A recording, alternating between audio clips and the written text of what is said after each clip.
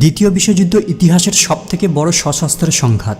এই যুদ্ধে প্রায় 70 মিলিয়ন মানুষ মারা গিয়েছিল। এই ভয়ঙ্কর ঘটনাটি আজ অতীত হয়ে গেছে, কিন্তু সংরক্ষিত ভিডিও, ফটোগ্রাফ আর কাহিনী সর্বদা আমাদের মনে করায় যুদ্ধের সেই আতঙ্ককারী দৃশ্যকে।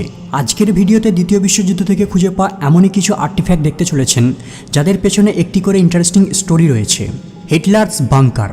বার্লিনের এই কার পার্কিং এরিয়ার নিচে একটা সময় হিটলারের বাংকার ছিল, আর এখানে হিটলার নিজেকে আত্মগোপন করে রেখেছিল। ক্ষমতা, নির্মমতা আর আত্মবিশ্বাস থাকা সত্ত্বেও হিটলার এমন একটা গুপ্ত আশ্রয়স্থলের প্রত্যাশা করেছিল যে জায়গাটি হবে সম্পূর্ণ অভেদ্য।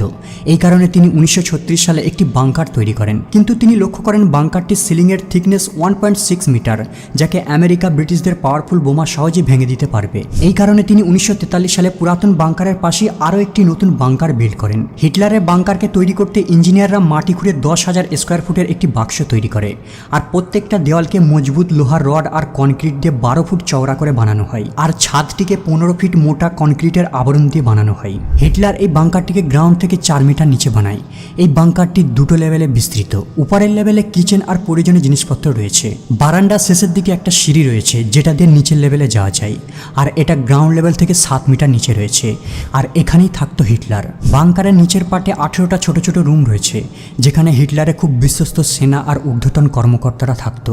হিটলার নিজের জন্য আরও 3টে রুম সংরক্ষিত করে রেখেছিল, আর এই রুমগুলি এভা ব্রাউন আর তার মিস্ট্রিসের রুমের সঙ্গে সংযুক্ত ছিল, আর তারা 3 জনে একটা বাথরুমে শেয়ার করত। নিচের বাংকারে সব ধরনের কমিউনিকেশন সিস্টেমও রয়েছে, আর এখানেই রয়েছে জেনারেটর। বাংকারের উপরে বসানো রয়েছে একটা বড় অ্যান্টেনা, যেটা নিচে বসে থাকা আর্মিদের রেডিও সেটের সঙ্গে কানেক্টেড, যার মাধ্যমে হিটলার তার আর্মিদের মনিটর করত। যখন হিটলার জানতে পারে রাশিয়ান আর্মিরা বাংকারের খুব কাছে পৌঁছে গেছে, সে ঠিক করে রাশিয়ানদের কাছে আত্মসমর্পণ করার পূর্বেই আত্মহত্যা করবে। হিটলারের এই অদ্ভুত সিদ্ধান্তকে সাপোর্ট করে তার প্রেমিকা এভা ব্রাউন। 29 এপ্রিল তারা দুইজনে বাংকারের ভিতরে বিবাহ করে, আর 30 এপ্রিল তাদের প্ল্যান অনুযায়ী এভা সাইনাইটের ক্যাপসুল খায় আর হিটলার নিজেকে গুলি মারে। মৃত্যুর পর তার অর্ডার অনুযায়ী অফিসাররা হিটলার আর এভা ডেড বডিকে বাংকার থেকে বের করে বাগানের পাশে আগুন দিয়ে জ্বালিয়ে দেয়। আর 2 মে রাশিয়ান আর্মিরা হিটলারের এই বাংকারটিকে ক্যাপচার করে নেয়। 1959 সালে বাংকারটিকে ধ্বংস করে দেওয়া হয়। বর্তমানে এই জায়গাটিতে একটি কার পার্কিং লট আর ছোট পার্ক রয়েছে। বাংকার ক্যাপচার করার পরেই রাশিয়ান আর্মিরা হিটলারের ডেড বডি খোঁজা শুরু করে দেয়, কিন্তু তার কোনো অস্তিত্ব তারা খুঁজে পায়নি। প্রায় কয়েক হাজার ডেড বডি সার্চ করার পর 7 মে রাশিয়ান আর্মিরা একটি ডেড বডি দেখতে পায়, যেটা হুবাহুব হিটলারের মতো দেখতে। প্রথমে তারা মনে করেছিল এটাই হিটলার হবে, কিন্তু পরে জানতে পারে এটা হিটলারের বডি ডবল। তবে হিটলারের মৃত্যু আজও একটি রহস্য রয়ে গেছে। Ghost army. যুদ্ধের শত্রুদের পরাজিত করার জন্য কেবল শক্তি মেজর রোল প্লে করে না, সুদক্ষ ধোঁকাবাজিও শত্রুদের পিছু হাঁটতে বাধ্য করে। যেমন দ্বিতীয় বিশ্বযুদ্ধের এই পিকচারটিকে দেখুন। এই ছবিতে আমেরিকার 4 জন সেনা একটি ভারী মিলিটারি ট্যাঙ্কে কাঁধে চাগিয়ে ধরে আছে, কিন্তু কিভাবে সম্ভব? আসলে এরা কেউ সাধারণ আর্মি নয়, এরা আমেরিকার ঘোস্ট আর্মি থেকে বিলং করে। দ্বিতীয় বিশ্বযুদ্ধের সময় 1944 সালে আমেরিকান সরকার আর্টিস্ট, অ্যাক্টর, আর্কিটেক্ট আর মিউজিশিয়ানদের নিয়ে একটি মিলিটারি গ্রুপ বানায়। তাদের মিশন ছিল শত্রুদের সঙ্গে প্রতারণা করা। এরা ইনফ্লেটেবল ট্যাঙ্ক, এয়ারপ্লেন আর অন্যান্য মিলিটারি ইকুইপমেন্ট দিয়ে একটা বড় আর্মি বেস বানিয়ে ফেলে। ঠিক যেভাবে ইনফ্লেটেবল ক্যাসেলকে ফোলানো হয়, এমনভাবেই তারা ফলস আর্মি ইকুইপমেন্টগুলিকে সাজিয়ে রাখত। দূর থেকে দেখলে মনে হবে যেন রিয়েল আর্মি বেস। আর গাছের কাছে তারা স্পিকার লুকিয়ে রাখত, আর মাঝে মাঝে তারা বোমা নিক্ষেপের শব্দ, ট্যাঙ্ক আর ক্যাননের শব্দকে প্লে করত।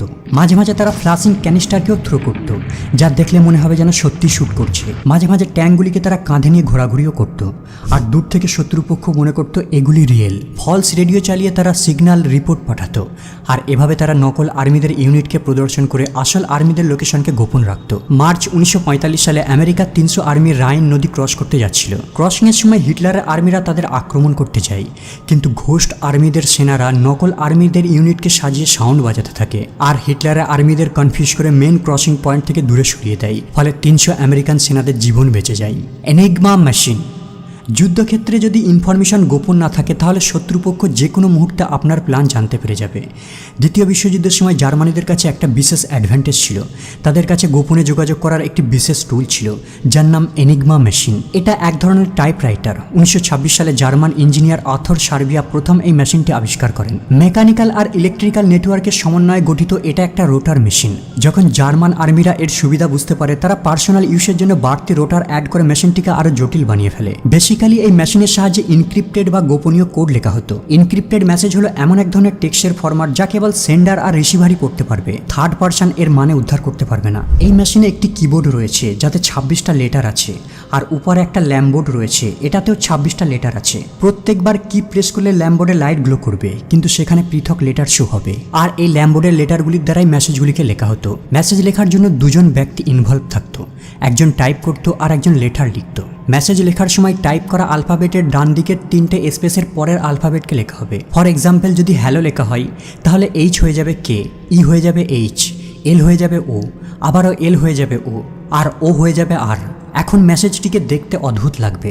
যখন রিসিভার মেসেজটিকে ডিকোড করতে যাবে তার কাছেও সেম এনিগমা মেসেজ থাকতে হবে, আর রিসিভারকে তখন প্রত্যেকটি লেটারের 3টে ব্যাক স্পেসে মুভ করতে হবে, তবে গোপন বার্তাটিকে ডিকোড করতে পারবে। দ্বিতীয় বিশ্বযুদ্ধের সময় এই মেশিনটি গুরুত্বপূর্ণ ভূমিকা পালন করেছিল, যেমন ইউবোট অ্যাটাকের হাত থেকে বাঁচিয়েছিল, সেনাদের সেফ জায়গায় মুভ করতে সাহায্য করেছিল, শত্রু পক্ষের উপর সঠিক সময়ে অ্যাটাক লঞ্চ করতেও সাহায্য করেছিল। যুদ্ধ শেষে অগুন্তি এনিগমা মেশিনকে খুঁজে পাওয়া যায়, বর্তমানে এগুলিকে মিউজিয়ামে রাখা হয়েছে। Hitler's gold train. দ্বিতীয় বিশ্বযুদ্ধের সময় জার্মানিরা তাদের দখলকৃত অঞ্চলগুলি থেকে সোনা, জুয়েলারি, গোল্ডেন স্ট্যাচু, আর্ট লুট করে নিত। যুদ্ধ চলাকালীন তারা লুটের মালের স্তূপ বানিয়ে ফেলে। যখন জার্মানিদের পতন ঘটতে চলেছে, হিটলার অর্ডার করে এই সব সম্পদগুলিকে একটি গোপন জায়গায় লুকিয়ে রাখতে। যখন রাশিয়ান আর্মিরা রেসলাওয়ের কাছে চলে আসে, হিটলারের অর্ডারে 300 টন সোনা, পেন্টিং, জুয়েলারি বোঝায় ট্রেনটি রেসলাউ থেকে ওয়াল বিচের দিকে চলে আসে। কিন্তু ওয়াল বিচ রেল লাইনের কাছে অনেকগুলি টানেল সিস্টেম রয়েছে।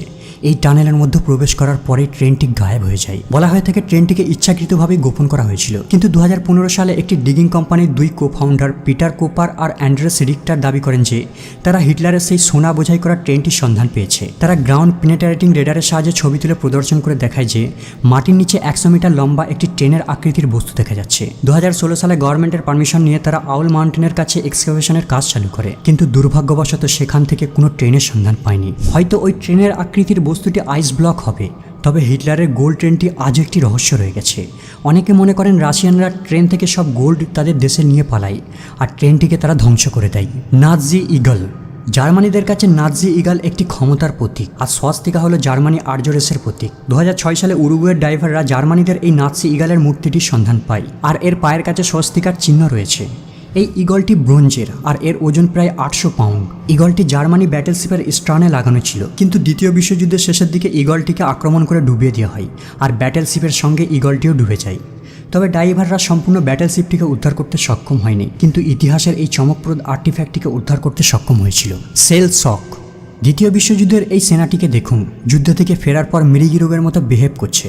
আসলে এটাকে সেল শক বলা হয়। যুদ্ধের সময় সেনারা যুদ্ধক্ষেত্রে প্রতিটা সেকেন্ডে ভয়ঙ্কর দৃশ্য দেখে থাকে।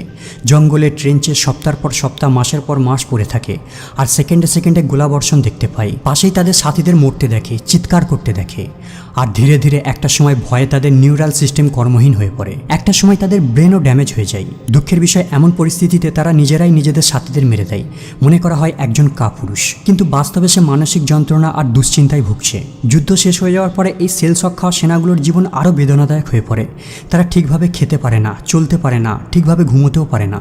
চোখ বন্ধ করলেই ওই ভয়ঙ্কর যুদ্ধের দৃশ্যটি ফুটে ওঠে। কেবল তারা ভয়ে কন্টিনিউ থরথর করে কাঁপতে থাকে। বন্ধুরা, আজ এই পর্যন্ত আপাতত বিদায় নিলাম। দেখা হবে আবার পরের এপিসোডে।